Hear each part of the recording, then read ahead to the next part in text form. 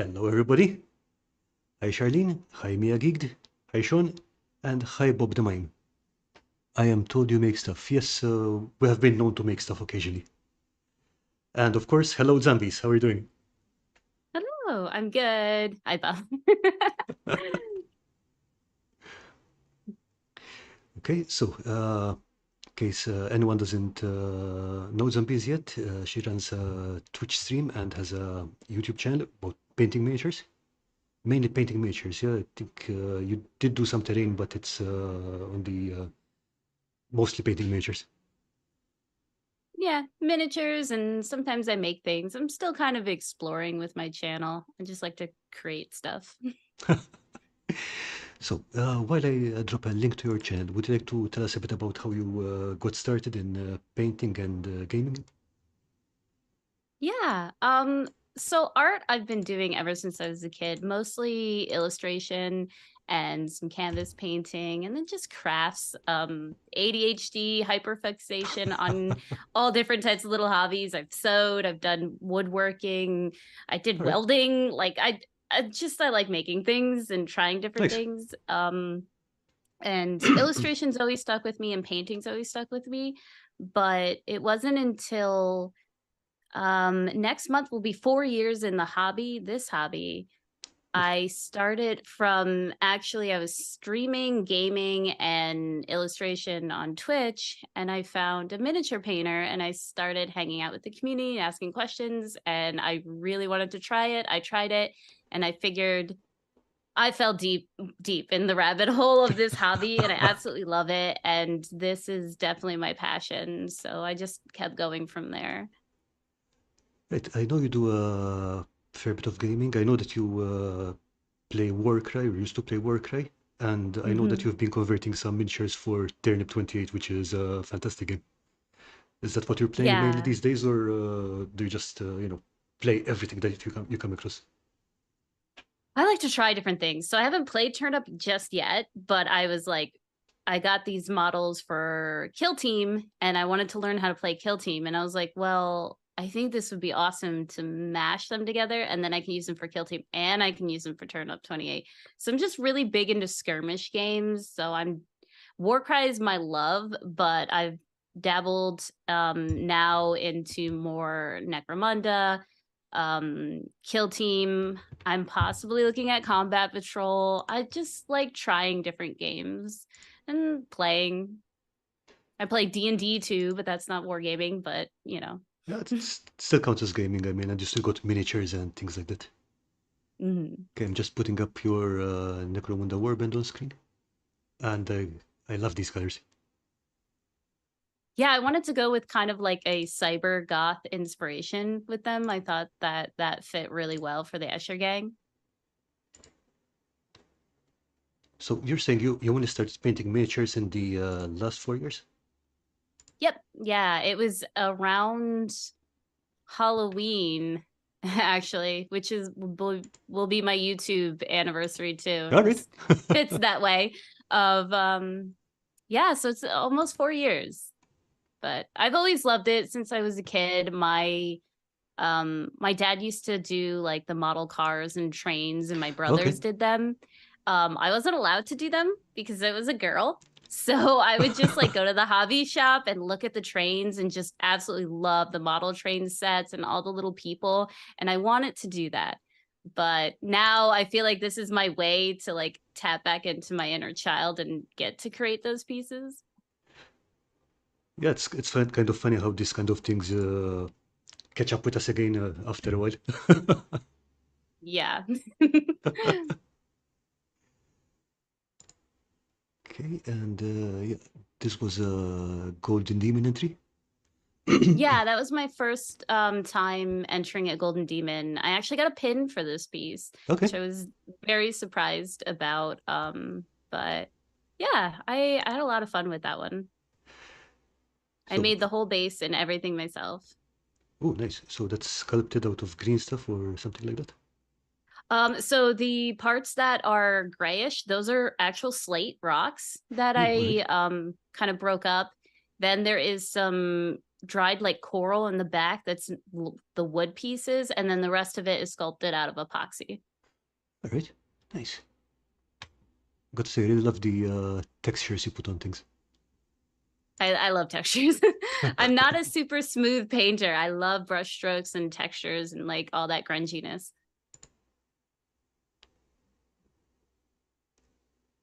Yeah, beautiful stuff. So you jumped into competition painting really early on, yeah? It's like, Yeah.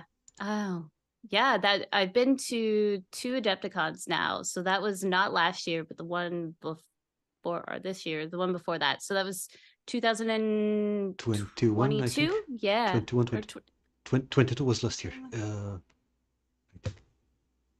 Anyway, 20. Yeah. we're I here. can't. We're here Math is for not my strong suit. we're here for the painting, not for the maths.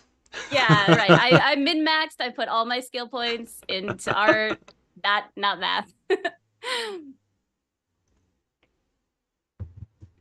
So apart from joining in as a painter in painting competitions, I know you've also done some judging in other painting competitions. You just mentioned that you'll be doing judging in remind me, sorry, Dragonfall, yeah. Dragon. It's Okay, a really small convention that's more local in the Midwest of the United States. But yeah, I've done some online competitions. I haven't judged in person yet, so this will be my first time judging in person, which I'm very excited for because it's so much easier when you see the piece and you get to like hold yeah, it and for turn sure. it around versus doing online competitions, which I've judged a few there. And also I feel like it's kind of at a disadvantage because something that's not my strong suit is like taking photography of your minis is a whole nother thing, Oh yeah, and that can make or break how your mini looks to somebody. So yeah, it's a bit more difficult in there because you have to be more lenient and kind of go, okay, is this the picture that's messing this up, or that it can be way more difficult than judging in person. But it's fun for me, as much as it is nerve-wracking because I don't like to give people these marks down for things or tell them their work isn't good, or people can be disappointed. Like it's kind of crushing to judge something. So every time I've judged, thankfully, it's been a more like skilled or like chart of like measuring where everybody is, giving them points, and then adding it up at the end instead of going, okay, yeah, your top and then your gold, silver, bronze. It's more like wherever you fall after you get all those numbers and add it up in your score. But which I feel like is a lot better. I know that Golden Demon in the past has judged by marking people down instead of marking people up. And I right. think it's better to kind of mark people up and say, you did really good on this instead of like looking for the flaws in something. And when I judge, I tend to judge more heavily based on the creativity, the overall idea Okay. that someone's trying to convey first, and then go to the painting, because that's just me personally. That's my bias. And you can't say that judges go in and they don't have a bias. Like, that's it is.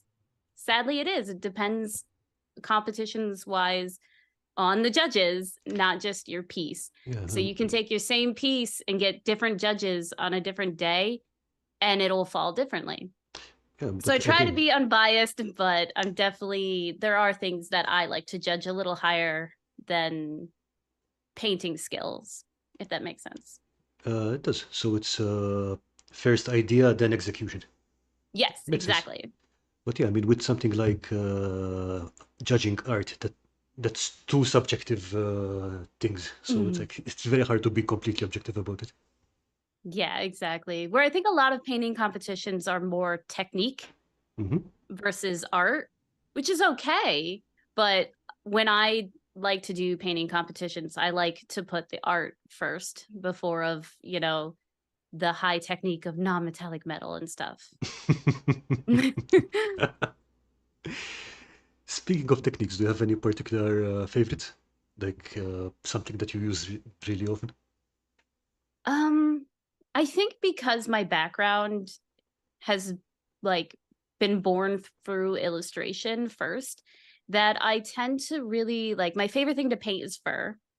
All right. And I love making tiny little brush strokes and those like little details. Um, it just like it brings me joy to like do line work or cross hatching and all those tedious little parts of a model. That's what I find soothing. Yeah, I think an example of that would be the texture you put on this on the chins of these kobolds here. Yeah, I love that. That was for a friend. It was 3 kobolds in a trench coat. It's just a fun little piece. But yeah, I see the texture here, the scales on the lower jaw. So, Yeah, all that, most of that stippling and then overlapping it and then ooh, doing okay. like a nice glaze on top. But at the same time, I think this one, the textures on the rock are mostly underpainting, yeah?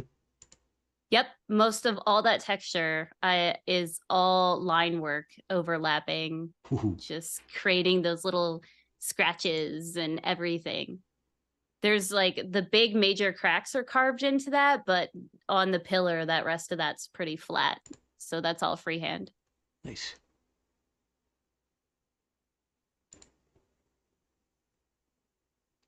Let's see, here. I think this one is a work in progress. Hmm. Nice. How I built it up. Yeah, I use like a deep sea blue and then just started overlapping with jade and building that up. Tedious work, but I like it. Yeah, but I find that stuff like that tends to be very meditative. I mean, I don't really paint if I have anything else to do at that time. So Mm, I just enjoy. If it takes me 2 hours, it takes me 2 hours to do something. And if I pick it up in a week or so, no problem. yeah. I'm not really good at painting fast. I'm not either. I'm getting better at it. And the thing I like is I can display paint, but also it's fun to just paint my tabletop pieces and not care kind of how they turn out. That's why I like to do it like with terrain and stuff like that. Just make it grungy, which I like. You can dry brush. Can I do non-metallic metal? Sure. Do I like to do it? No. I'm fine with dry brushing and adding washes. I think you can use the wide spectrum of painting and still get really good results. So I don't use like speed paints or contrast paints or anything like that very often, but it's still fun to paint just quick tabletop pieces as much as it is to paint display pieces. Yeah, I see that Evolution of Gaming says the Got Rocker looks sweet. And yeah, it does. Thanks. I'm actually making an entire war or no, well, war band. I'm making a rock band and a stage with that guy. He's going to be front and center. I have a nurgling rock pit. Um and yeah, it's going to be a crazy thing. I'm hoping to make that into a YouTube video. I've been painting a lot of the different pieces on my stream. I also have my punk rock the Exorcist battle tank, Sisters of Battle. That's going to be in the background for that Is rock it band as this well. one? Yeah.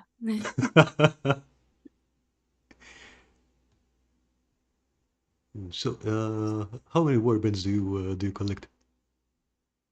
Oh, this is why I like skirmish games because when I started in yeah, I know you're laughing because you know where I'm going. Um when I started with AOS and I started my Nighthaunt army. And then Okay. I was like, oh man, this is a horde army. There's so many models I need. So I started doing um skirmish games and now the warbands are like Pokemon to me. I want to collect them all. So I have a ton of warbands and I'm totally okay with that. Just looking at this Nighthaunt piece, it looks entirely amazing. Thank you. I entered that last year for Golden Demon's diorama category. Hmm. And I was actually really upset because I was pressed for time and I didn't finish it the way I wanted it to. So I knew it wasn't going to get anything, but I wanted to submit it anyway, just so people could see it. And I am so glad I did because this is a friendly reminder to everybody out there who may be afraid to do competition painting. It doesn't matter if you win or lose. I mean, it does, but in the grand scheme of things, submit your pieces anyway, because I got more comments on this piece of people taking pictures and telling me they remembered it because it was more like noticeable in the cabinet than any of my other pieces. And this didn't win anything. And that to me was so much better. Like, instead of like walking out, unless I got an actual golden demon, this was just a much better like prize for me, if that makes sense. Yeah, it does. It does. Is this airbrush blending or is it brushwork? It's Most of that is brushwork. I don't do very well with airbrush. I'm still trying. I did base coat the jade on that with the airbrush, but after the jade, everything else is hand done. I need to get nice. better at doing my airbrush. Right now I just kind of base coat things and that's it. I'm just it looks really smooth where you have the transitions and stuff. Especially it's very visible here, and you've got the little light reflections over here. It's nice. Yeah. Okay. The iconic Space Marine. And I wear flannel a lot. I just noticed that. Okay, let's see. Hi, everybody. Okay, and here's a more Christmassy miniature. Yeah, that was a commission piece, and I absolutely loved it. I love squigs. Yeah, they're fun.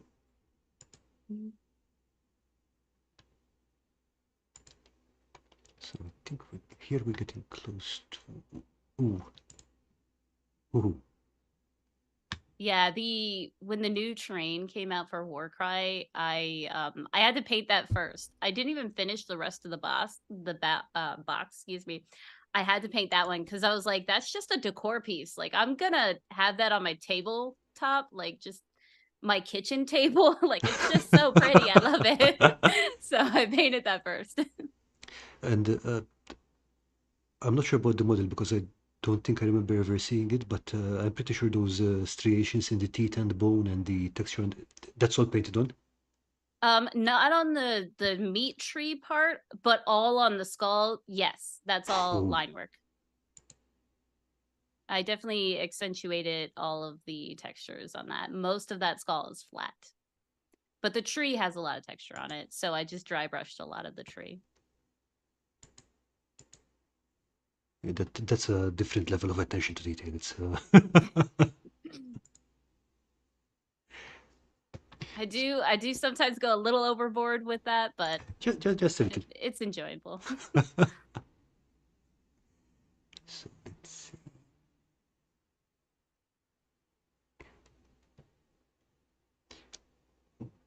Oh, okay. This Meat is tree, some yep. pencil work. Yeah, I like to every once in a while go back to my 2D roots, and I do enjoy mixed mediums of watercolor, color pencil, and ink.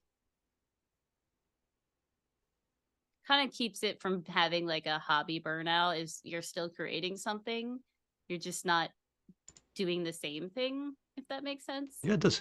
Totally does. Because I mean, there's always that itch to craft something or to create something, but sometimes you just don't feel like grabbing all the tools and just make something small or make something different. Mhm. I love the detail on these. Thanks. A lot of those are collaboration projects with my friend, the Art of Mike Disney, Yeah. and we have been putting together our illustrations to hopefully have a coloring book soon out. Oh, a coloring book. Yeah, an adult coloring book. Okay. It was requested by the community. We did these illustrations, and everyone was like, I want to color them. So we're putting together a coloring book. Okay. Okay. Oh, since you mentioned community, before I forget again, I'm going to leave a link to my Discord and the community showcase channel. So if anyone has any work in progress or finished pieces they would like to show off, they can just drop them in there and we look at them at the end of the channel. Make sure I join that too. Okay, and if you're not on Zambies Discord, I'm also going to drop a link to that.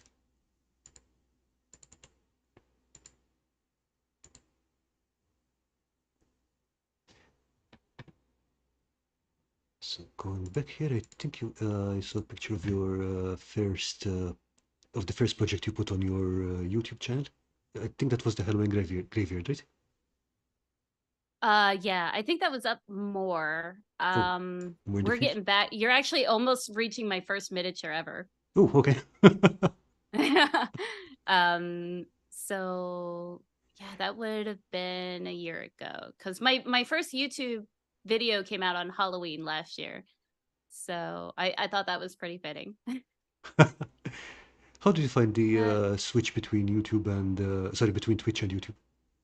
Um, so the hardest part for me is I had to learn how to edit videos. I do everything myself. So that is not something I had a background in. Ah, here we go. So learning the software, yeah, that was the first one.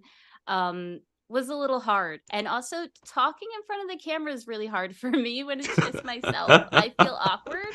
Yeah, I know it. Um, I am so much better with like live streaming is good for me because I love the banter. I love this. I love interacting with someone. Someone says something, I say something back. And that's the best part for me and why I love Twitch and live streaming is to get that interaction with the community. I try to read everything someone says in my chat, no matter how many people are in there, unless I get distracted. But I like hanging out. And then I also like the ability to, when I'm painting something, someone can ask me a question and I give it to the answer. I can demonstrate it right there live. Having YouTube, there's a little bit of a disconnect there for me because I feel like when editing and everything, I have to watch myself back. I have to deal with audio. I have to like kind of at least script things and know what I'm talking about. So I love just more being on the fly and chaotic. Chaos is like my middle name. Yeah, to be honest, I'm a bit of a crafting goblin, so if I'm focusing on something, it's very difficult for me to switch my attention to anything else. So even in normal crafting hangouts, I don't really interact much if I'm crafting something. Or if I'm Which makes interact. sense. Yeah, a lot of oh sorry. So yeah, we have a question from Evolution of Gaming. Zombies, I just love the eclectic assortment of fun models. Is there any chance you have done one of Rogue Hobbies Goblins? No, I haven't. I was planning on picking one of those up, but I totally forgot. But I absolutely love them. They are so up my alley. They're so whimsical. I had the chance to meet Trent Miscast at Last Adepticon, and he gave me one of his minis, and I Okay. actually did a video on that. Um, the little 80s inspired painting the little mini and I loved it. I love the little characters. So if I get to pick up one of her minis, I will absolutely paint it. I love goblins, I love greenskins, and I just love the whimsical little characters. Yeah, the way she designed her goblins is really funny with the little frogs and stuff. And And I'm always a sucker for things that have like booties. It sounds funny, but like a goofy character with like a badonkadonk is just I don't know, it speaks to me.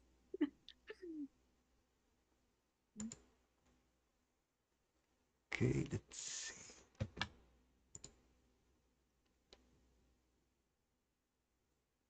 And that's another thing I don't really get do much. It's the whole LED thing. I love I'm like just like a moth to the flame. I love lights. I love little LED lights and when like I had these and the idea to make it glow and I'm like I got to make it glow. So I definitely have some more projects planned Maybe went a little overboard at the dollar store because they sell packages of LED lights that I put in there for just $1. You just put batteries in them. So I probably bought about like $25 worth of lights. Whoa. And yeah, I'm gonna be doing fun stuff with them. Yeah, Dungeon Matron is saying that's a Dollar Tree house. It is. Yep, that's the Dollar Tree house that everyone was doing, and I think more people are making things with them. But I saw a video. I don't know where it was. I think it was TikTok where some lady took one of those doll houses a few years ago and spray painted it black and made a gothic house. And I was like, I'm gonna make a haunted house. Yeah, lots of people in this channel tend to go head over heels for Dollar Tree. I mean, some of the stuff that they So much stuff. yeah, some of the stuff they build out of it is I would never have thought of that. Yeah. And they have so many hobby supplies. Like they have a little cutting mat. I got a tiny travel cutting mat for $1. They have X-Acto blades, magnets. The magnets they sell there, Okay. I use to put on the magnets of my warband to magnetize them for travel. Like so many cheap finds that are great you can use there. Okay, they're miniature. This time also with a cat. Yeah, that one was for Ronin Arts. They printed that model and then I got it for preview before it went out and painted them. Nice. I mean, it's got a really strong vibe to it, especially with the reds. Oh, I'm just reading everyone's like, yeah, Dollar Tree multiple.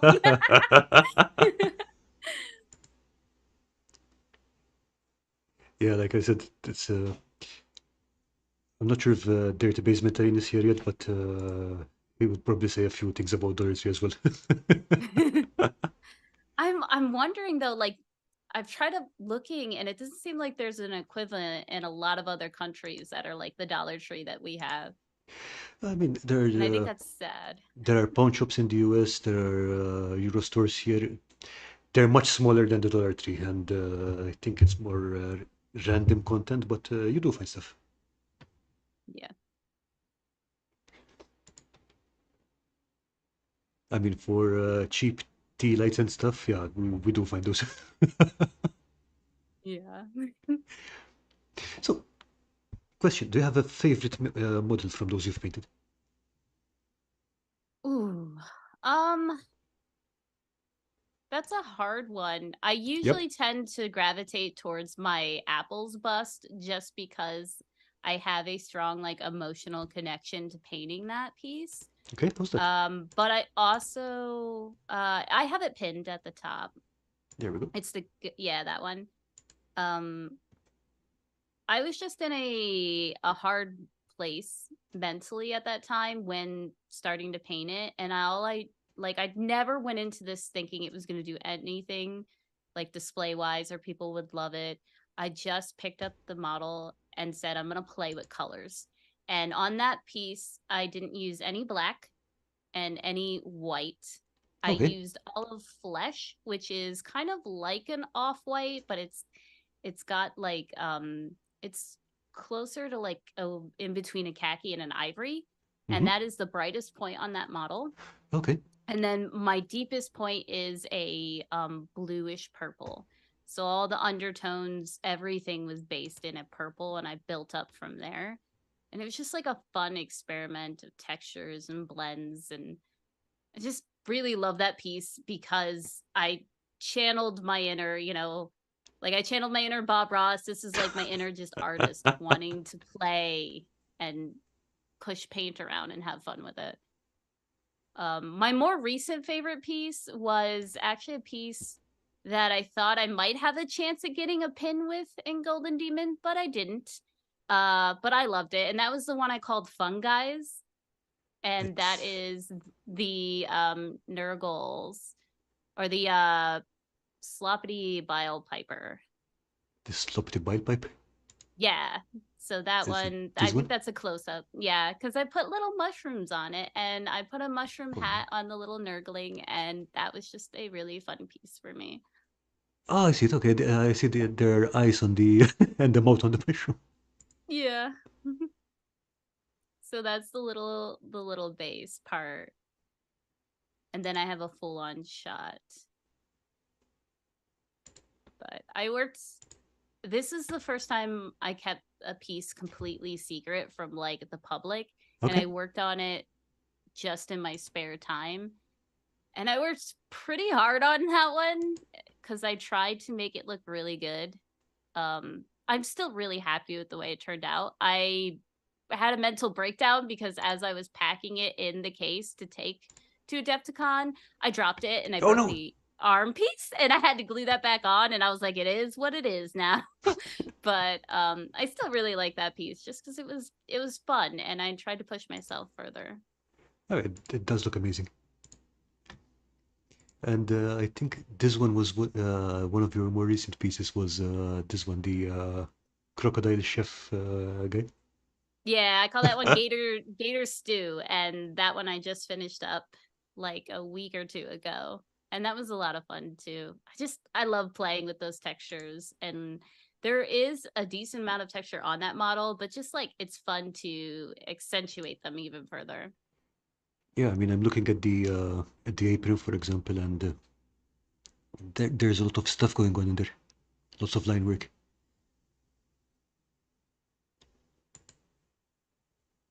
It's like a little fun piece. It's creepy if you keep looking like deeper into it. Yep, um like, what's in the pot? There's skulls down there. Is that intestines? But if you just that's look at it, you're like, yeah, haha, it's a silly gator. yeah. We call that Tuesday around here. And I really like the little guy with the spoon. Yeah, and he's got like a little frog tucked into him. So I originally wanted just that guy is named Niblet. And me buying this is all Goobertown's fault because we were walking around the vendor hall at Adepticon, and I asked Goobs and I was like, "Hey, I'm looking for a model for my son because I want to get something for him to paint too." And Goobs was like, "Hey, I'll take you to this place. I think you're gonna like it." And he took me over to Crocodile Games, and then I was like, "I need Niblet really bad." And they didn't have him by himself, but he came with the chef. And I was like, that gator has a pot belly and a big spoon, and I love it, and I'm gonna take it home. So all Goob's fault. I bought that. Okay. Guberton Hobbies is another great channel. I mean, I really love his work. Yeah. He's also a really sweet guy. Yeah, and I especially appreciate the way that he explains stuff like the chemistry of paints or the chemistry of adhesives and stuff. It's like they're complex things, but listening to him, oh, that's actually understandable. Yeah. So let's see what I wanted to find because I know that you had a tutorial about necrotic flesh, which was really good. Oh yeah. And I like painting both really pretty things and really disturbing things. So it's like soft, beautiful flesh. Also creepy zombie stuff. Did you ever make a video about painting, regular flesh rather than? Because I remember the undead flesh one, but not if you had done any other one. No, I haven't yet. I'm still uh going back and forth in my head on doing tutorials and then just doing fun projects on YouTube. A lot of the flesh I paint is painted on Twitch that I do live. Okay. And I'm actually currently working on more decrepit flesh. I'm working on my resin beast entry on Okay. my channel, so that's creepy. But Unrelated, but yeah, this I looks I really get cute. oh yeah, I love the little guys too. I paint a lot of Reaper. My I get asked a lot about flesh. Is one thing is fur and flesh. So I'm actually teaching two classes at the Dragonfall Con that Oh, nice. we talked about earlier. So once I'm done with painting or teaching the skin class, I'm thinking about um then taking what I taught in class and tailoring that to a video. All right. So for the time being, if we want to see how you do it, then we just have to follow you on Twitch, right? Yeah. Yeah. It's really hard figuring out what projects are good for like a Oh, video content and what projects you just kind of paint on the fly. Like so that one was a video yeah, content. the one for the undead flesh. Yeah. Which was my worst performing video. So Seriously? that's why I'm like weird about doing I'm weird about doing tutorials because my hair, my white fur is one of my best performing videos. Okay. But then I did a skin one, but it was creepy flesh is my worst performing video. So I'm like, I don't know. I don't get algorithms. I just make things and hope they do well. Yeah, I mean, I feel the same way about my videos because look, you never know what's going to stick. But at the end of the day, I'm not making videos for other people to watch mostly. I'm making videos for my own entertainment. If they entertain anyone else, that's all good. I think that's the best way to go about it because I think you should make the content that you want to see. Because if you keep trying to chase the algorithm, figure them out, and push content for that, you got to have like the time and energy because that is a whole mental strain and I don't have I don't have the time or energy for that. So There's one thing about, especially about your larger pieces. It's when you look at the photo of them, they really look like paintings. I'm not sure if I mentioned, but in the video you put out this morning, Mhm. the way that you put the foreground and the background really blend together. So if you look at it straight on, it really looks like a painting, and I really like that about your work. Yeah. Yeah, I feel like there's so many different painting styles out there. I mean, everyone has their own like style, Hmm. but there's a lot of people that do more like heavy metal or box art, the beautiful airbrush, and there's nothing wrong with any of them. Um, I don't like totally know where I fall into painting style because I do tend to mix a lot of like my illustration Hmm. style into my painting and yeah, and the way I do colors and stuff. So I don't know how to describe it. The one comment I got that stuck with me is when I painted my Corvus Cabal warband, I got the comment that my painting style is called colorful grimdark. And I was like, all right, I'll take it. I like that. So it's kind of like bright dark. It's like, Yeah. I think I did my Corvus Cabal like 2 years ago, so it's a little older, but are there pictures of it in it's here? like mixing. Yeah, I do have them. It's like mixing the dark elements with pops of color. Oh, Uh, there's a few of those. Yeah. oh, so hang on a second. Is this what you consider tabletop standard? Yeah, those are my tabletop. Whoa. That's my main war band. I mean, Okay. I do like my Necromanda ladies are like my quick tabletop, but this is what I normally do for my tabletop pieces Okay. if it's like if I'm not trying to get them out really quick. Sheesh. But yeah, I get what you mean about colorful grimdark. It's got all the grungy stuff and things, but then you've got all those pops of color. Yeah, it's a Yeah. really interesting contrast. I like it. It's like me. I like to mix cute and creepy things together. So speaking of, do you also have? You mentioned your first mini. Is it also in here? Sorry, my dog. Hi, I Oh, have a dog. Jade, come here. It's okay. I'm sorry, what was that?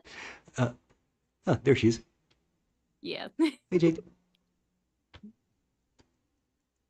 So I was saying, you also mentioned you have your first miniature on Instagram. I do. My first mini was an orc, and so every year I paint an orc to celebrate that and see how far I've come.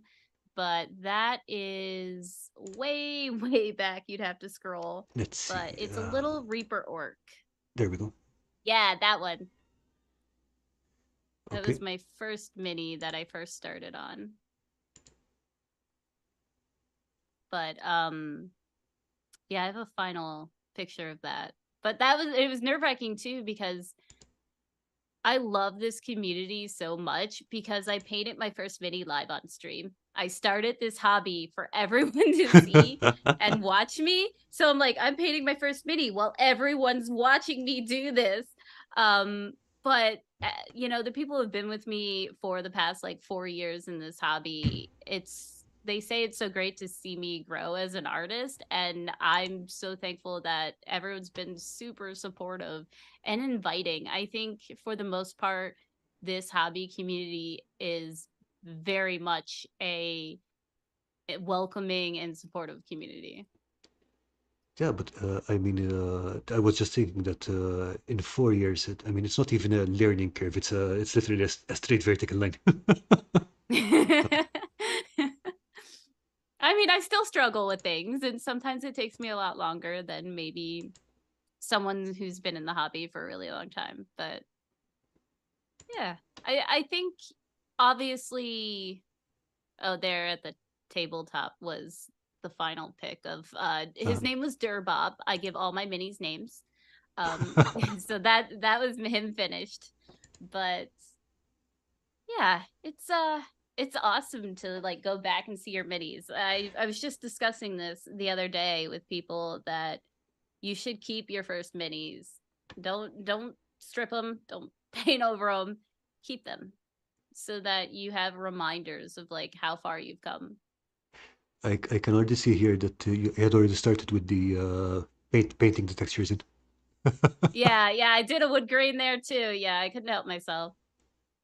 I have the, I guess maybe like a quote unquote leg up because I already have been doing art, Hmm. but every time you change a different medium, a different type of canvas, and I'm used to doing 2D, which those basic principles and, you know, color theory and stuff will translate, but you still need to learn to use the medium. And like, I was used to heavy body acrylics. Now I have to learn hobby paints, how to thin my paints, how to work at small little scales. I'm wearing contacts right now, but I'm blind as a bat without them. So yeah, it's a different beast working with different mediums, but it is a lot of those basic principles are transferable. Yeah, I mean stuff like color theory and understanding what colors go with other colors. That's universal. You don't even it doesn't have anything to do with the paint or the medium you're using. Hmm. Right, so let's see. Okay, Quizboard Terrain is saying both the subject and the execution are gripping, and Evolution of Gaming is saying she has great taste in funky models. Way easier to paint if you like the sculpts. Thanks. Yeah. It is. And I you definitely um like art, and people like to say, "Oh, miniatures, it's not an art form." I call myself a miniature artist. It's art. You're painting. You're an artist. If you paint really quick for tabletop, doesn't matter, you're still creating art. Um but yeah, it's paint what you love. Paint what speaks to you. Because if you're going to be mentally drained painting 50 space marines, don't paint space marines. Doesn't matter if that army is great or not. I would rather have like the Corvus Cabal. They're not the greatest warband, but they're pretty. So I'm gonna play them. I don't care. I lose. Oh well. I still have a really cool looking warband on the table. So art is emotional. There's an emotional attachment. If you love a piece, you're going to have fun painting it. It's going to come out better than if you hate a piece and you're struggling to paint it. Yeah, I totally agree with it. And also, if you're just picking, if you're not picking models for how they perform the table, but picking the ones that you like the look of, it's a great way to try different things. Because again, Yeah. I mean, if you have to paint 200 Space Marines, you're going to have to paint 200 Space Marines in exactly the same way. You're going to get Yeah. very good at painting Space Marines and nothing else. That's why I like skirmish, because you have like 3 to 15 models and you're good to go. Batch painting is not something I super enjoy, and that's why I like to um switch it up a little bit with my models, or like the Necromanda ladies. I made like 4 colors, and then I was like, okay, these 2 ladies are this color, then you have different colors, so find a way to make it more enjoyable, even if you have to paint your entire warband differently, but have like one single unifying element so that they all appear like they're on the same warband. Okay, so in this case, what was the unifying element? I get So this the one was basis for all, sure. yeah. So this one I did so it was like orange and the yellow hair. Mm-hmm. So we had like 2 ladies that had that, and then there were the pink and the purple and the jade and the green. And then I kind of swapped it a little, but they all have just the black underneath and the bases underneath, and then each one had a different color. I got you. All right.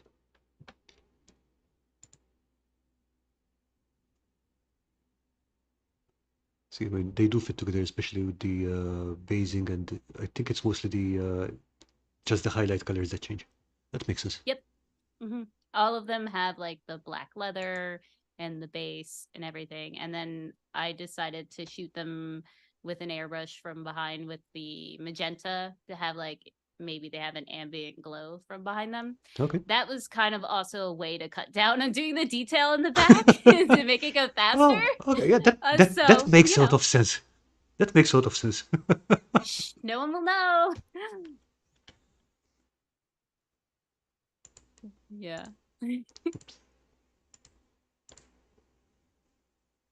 So, do you have any other time-saving tricks apart from that? Um, for tabletop, if you want to do that, I say that if you prime um with an airbrush, it would save a lot of trouble if you base coat it with your deepest color. So if you're, I don't know, painting like salamanders Mm-hmm. and you want to, if I were to do it, I would base coat in like a deep blue and then do the green over top of it. And then all your shadows are this deep blue. And Okay. then don't paint the shadows. Like, just worry about the highlight. The great thing about tabletop too is you have to remember that most of what you're looking at your piece is done by like a foot or 2 away. So use the rule of stage makeup. So, don't paint in And the that eyeballs and stuff like that, yeah? oh, I don't. No. If I do eyeballs for tabletop, I like painting eyes, but not on tabletop. It's just like you're getting a white and then a dot or something, or your eyes are glowing. I'm team no eyes. For that, nobody's gonna, unless it's a competition, don't worry about it. Save yourself time. But yeah, it's like accentuate those parts, like the edge highlighting or something like that, that needs to be seen. And then the rest of it, just do a little blend. Less is more. So, let's see. Drewski3D is saying, when I grow up, I want to paint colorful grimdark, just like Zems. Oh, Drew. I have a massive pile of 3D prints I just got from Drew in the back. So his thing is I don't want to paint. I'm just gonna send you things so you can paint them. So that's the deal Okay, we've worked out. sounds good. So speaking of, how do you handle projects? Because I mean, like, are you like start a project, finish the project, start new project, finish new project, or you just like start a project, start another one, start another one? So I have a bad habit of I need to clean my hobby desk. I have probably like 15 projects on here. I do like to preach that you should try to finish things and just get them done, which I've been doing lately because I get that hit of serotonin when I finish a project that I pour into another project. So, for the most part, anything that's like majorly needs to get done, like a competition piece or I'm painting it for a company, a commission, something, an event, I tend Hmm. to focus and try to get that done, or at least to a certain like stage until the deadline. For everything else, I just kind of willy nilly and float around on projects that I'm feeling at the moment. Because, like I said, if I don't want to be painting this and I don't have to be painting it, then it's not gonna I'm not gonna be in the mindset. It's not gonna turn out right. A lot of the times for certain projects that I'm making, especially like video projects or Mm-hmm. something I'm really feeling, then I could sit down and knock that out, and I gotta see it through. I had So finished the entire Curse City box and I haven't played it. I feel awful. Painted everything in there. yeah, I'm usually the opposite. I'm like, I will be playing the game way before I start thinking of painting any of the pieces.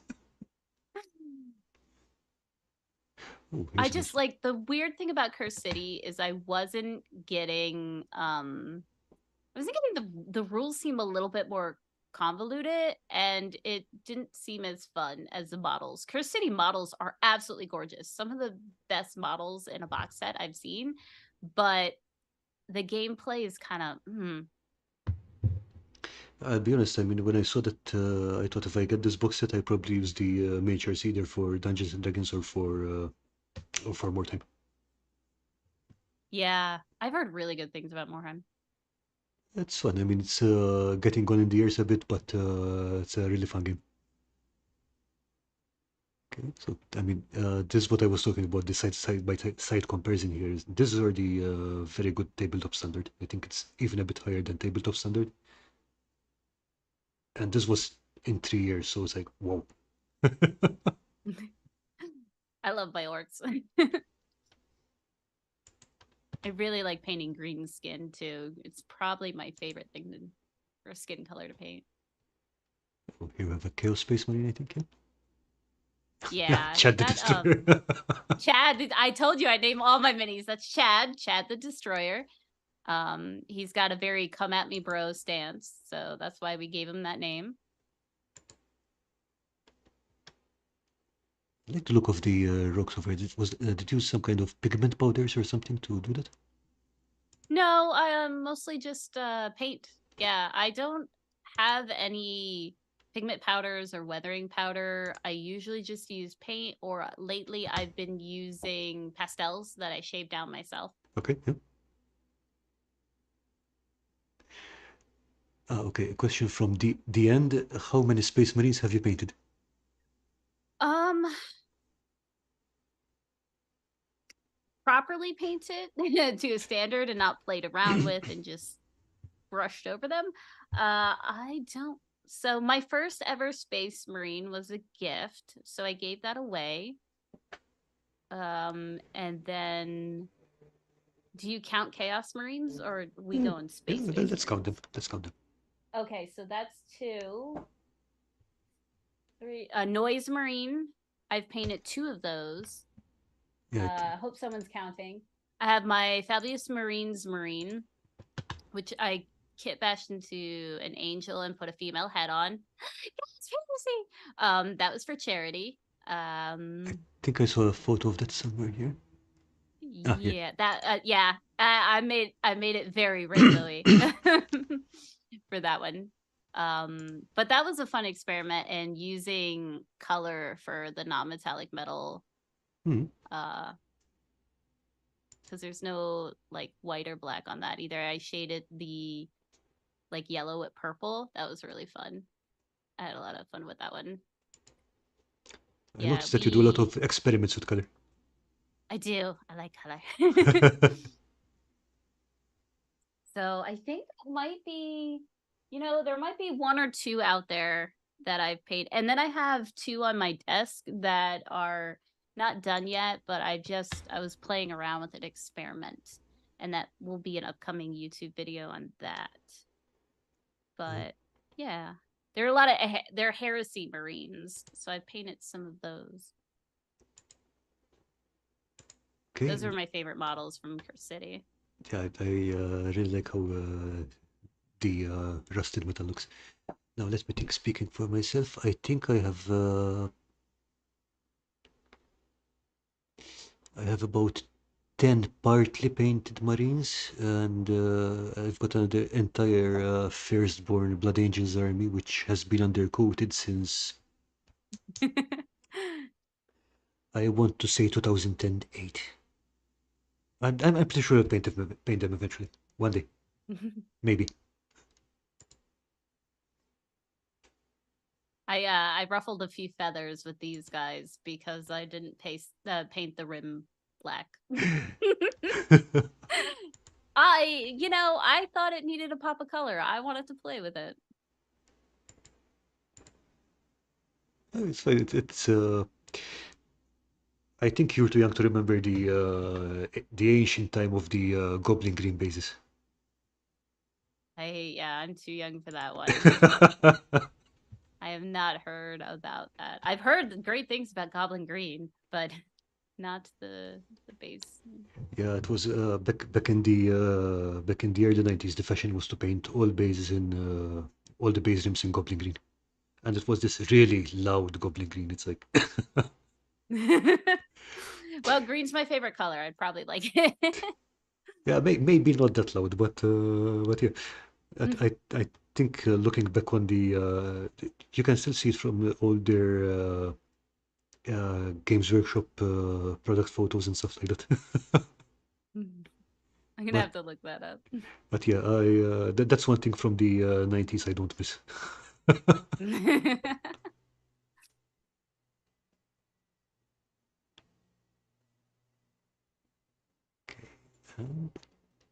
Ooh. Oh, that was a collaboration with Witness My Minis. I built that diorama for them and then they painted it. Nice. What's this little tree thing here? Well, what material did you use for it? I actually have a YouTube video on this too, and Oh, okay. it's a little plant that those like fake plastic trees during Christmas time you Yeah, can find yeah. at like the little stores. Yeah, I cut one of those Oh, okay. Yeah, that and makes a lot used of it. sense. They work well for like, tabletop stuff. I wouldn't use them in display things, but you could dress them up kind of nicely so where they don't look too bad. Nice. It's a good I've idea. used them again on some base I did with seashells and coral. I think I have a picture of that too. They look better on there because I used the ones that look a little bit more like aquatic plants.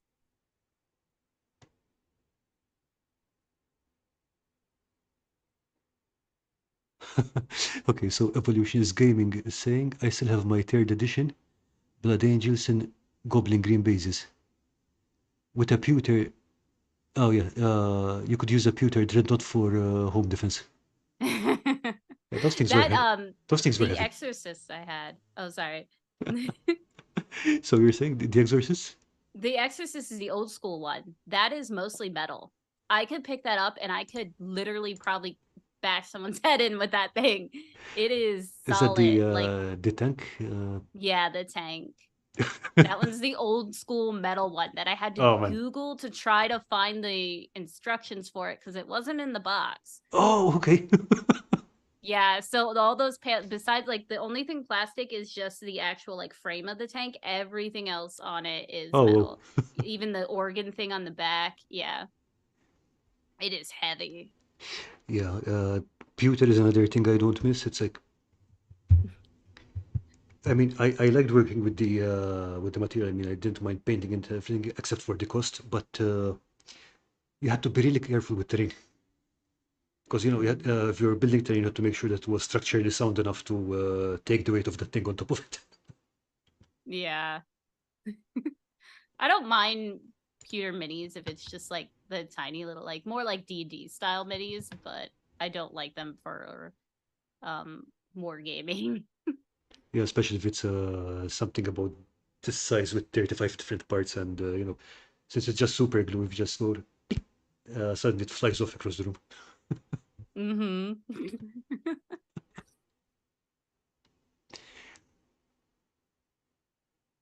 Oh, to read chat and Dungeon mentioned, I actually do have pretty shaky hands sometimes. I'm getting better with it because I'm uh staying away from caffeine, which normally does it. But the best thing for like shaky hands, I find, is having that brace. And I Mm-hmm. usually always have like this hand on the desk that's holding the model, and then I'll have my other hand leaning. But some people have them, and I think they're like jeweler stands that you can build a riser that sits kind of like, this is your desk that sits up like this, that you can lean your hands on, and Oh, that okay. helps for bracing and painting when you have shaky hands.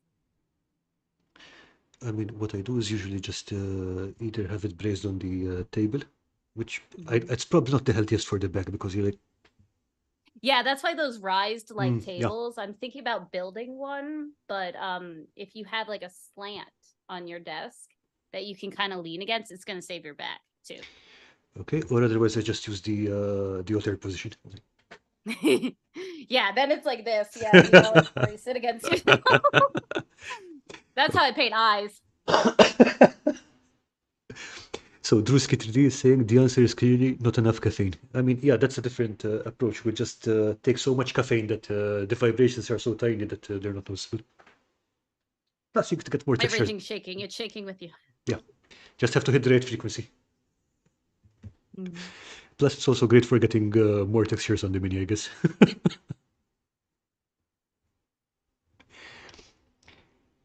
Okay, now, what do you say? Shall we jump into the Discord and see what people have posted in the community showcase? Yeah, I can. Okay, let's. I can follow along with you now. Yep. Right, off we go. With enough caffeine, the models paint themselves. Yeah. And the walls and the floor and the desk and everything around you. It's like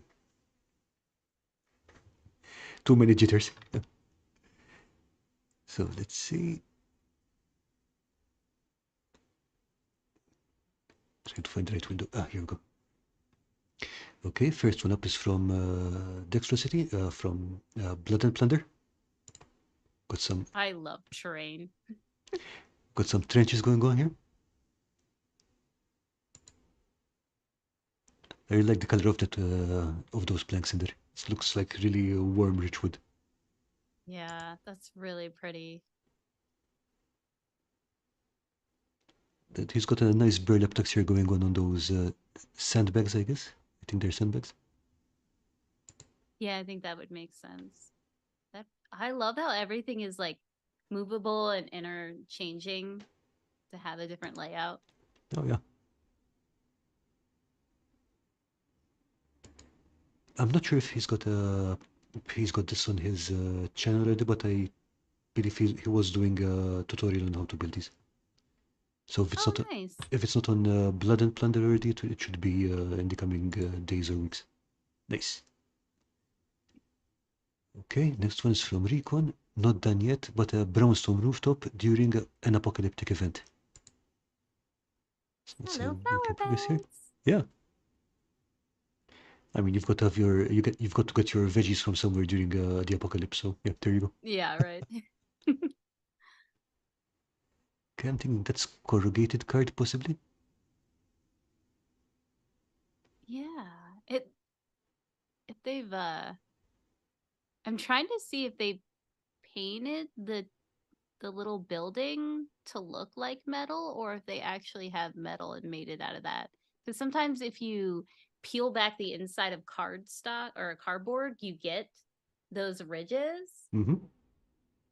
and then that would make sense to fold it. And if they did that, it looks really good, like it's metal. Yeah. Okay, there's a lot of texture going on here. It should look very interesting when it's all painted up. Nice. Okay. Oh, this one's from Stefano from Chimera War Gaming. Stefano and Liam, actually. It's a zombie dragon. That's what Yeah. it looks like. It's a work in progress. They've been working on it for a few weeks, putting together the miniature and sculpting up bits of it. So yeah, this one is from Chimera War Gaming. Oh, nice. Think I see what they're I like going. that it's creepy and colorful. Oh yeah, and I think there's going to be some more blending going on in there when they're done. Mhm. Lovely stuff. Okay, let's see. Assorted minis from Questboard Terrain. I recognize that one. It's the fungal queen from Reaper. Okay. All right. Ooh, is that? This is a Dungeon Master screen that Questboard Terrain submitted for the Dungeon Master screen challenge we had last week. Oh, nice. I was just gonna ask that. I was like, is that a D&D? Yeah, yeah. It's a D&D screen. Yeah, that looks really good. It's got I like that. all these little inset dioramas in it. Mhm. Okay, I think this one is the Reaper as well. Yeah, that looks like a Reaper. All right, and this is another piece that Questboard Terrain had submitted for, I think it was a couple of months ago. It was a water terrain challenge. Nice. I like the purple underneath. Like to have the bright color actually be behind it is kind of cool. Gives it a nice effect. I think there was also some UV reactive paint in here, so it glows if you shine UV light on it. Oh, that would be cool to see. But one thing I remember from this piece is that both the water and the rock are woodwork. Yeah, I was gonna ask that. It looks like someone like ripped open a log and that's what you get on the inside instead of bugs. Which you kind of like. Yeah, I think it was debugged before. Okay. I'm not sure if this one That's part of the same piece. I'm So trying to figure out how they made that. That looks really cool. there is a Like video about tilting my head like a cat. there is a video about this on Questboard Trains channel, but if I remember correctly, it was these gates here are part of a Halloween bird. I think this bone here too. You mean like this Halloween bird from the Dollar Tree? One sec. I think so. Kim, was that the same bird? I think it is. Like Dollar Tree fanatics. Yeah, we should Oh, start. You should start Dollar Tree Anonymous or something like that. yeah, right. Yeah, but I mean, seriously, all those things that you find in there are so useful for builds and things like that. Yeah, it's true. Okay, and we're back to the Mushroom Queen or whatever is Ooh, is that eyeballs that are going in here. there? Ooh, that's creepy. Okay, yeah, this is really creepy. I mean, I think these are ears and okay, so this one is for the next challenge we're doing. That it's for the end of October, and Mm. basically we voted in the baby doll head challenge. So the objective is to craft something, anything. Yep. And one of the materials must be a baby doll head or baby doll heads. Oh, that is very creepy. Yeah. I don't like dolls. Yeah, I Uh, mean, this yeah. this is going strange places. So Mhm. yeah, I am looking forward to. I am both looking forward and dreading seeing it finished. Yeah, same. I want to see what that looks like. Okay, and Tina Martins. Okay, setting up. Tina's setting up her new crafting space. Ooh, that looks So nice. yeah, but I think she's still setting it up. That's why it looks so clean.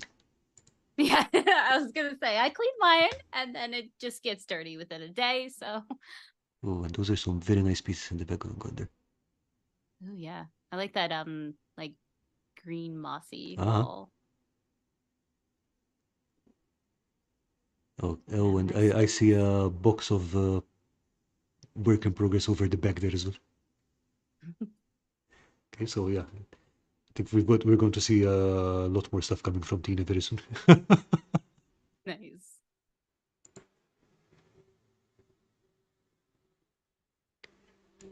Okay, so great work, everyone.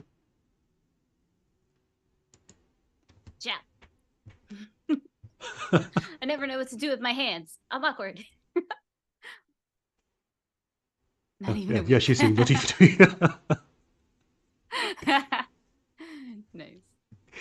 Okay, so zombies. Apart from Apart from Dragonfall, do you have any other plans for the coming week that you can for the coming months that you can share with us? Maybe things that you're planning to do on your channel and stuff. Yeah, so my next video is not planned out yet, because I need to get through Dragonfall first. But the one after that will be my Monster Bash one, which I'm really excited about. Ah, is that the Um, one that Miss Castain started where you take the random? Yep, yeah. Yeah, so this would be my third year being a part All of right. it. The first year I drew cards and then I 2D did my monster. And then last time I did it, I made the monster, but I didn't have a YouTube channel yet, so I just like made it and then I sent some of the video to Trent, and then this time I'm actually doing a video, so there's like that added pressure. So I'm going to be making it and filming it and doing it all myself. So, yeah, I'm going to need a little extra time on that, but yeah, I have a lot of big plans and ideas for things I want to create, and now it's just when does my adulting schedule fit into all of it? So, yeah. Got to Yeah, that's all. juggle content Yep. creation, competition pieces, prior engagements, and then everything else I want to do. Yes. There's so many projects and so many ideas. And the Yeah, I hard know, I part know. is putting where to put them in the hierarchy list of when you're going to get them done. Yeah, I mean, and coffee can only solve so much of the problem. That is very true. You got to sleep at some point. Oh, hey, Isa, nice to see you. I say nice. I also have an Eschergen. Nice. Okay, Such a good model. so I think we're going to call it an evening soon. So, Zambies, thank you again so much for joining us. It's been a pleasure talking to you, and I hope we can have you over again sometime. Yeah, And thank you so much for having me. if you haven't watched her channel yet, definitely look it up. I'm going to drop the link again. There's some very useful advice in there. Thank you. Oh, no, thank you for joining us. It's been a pleasure. So, Yeah, it was a lot of fun. And hi, everyone. Nice to meet you. And hi, Drew and Bob. Everyone who came over in the end. okay, have a lovely week, everyone, and see ya. Bye.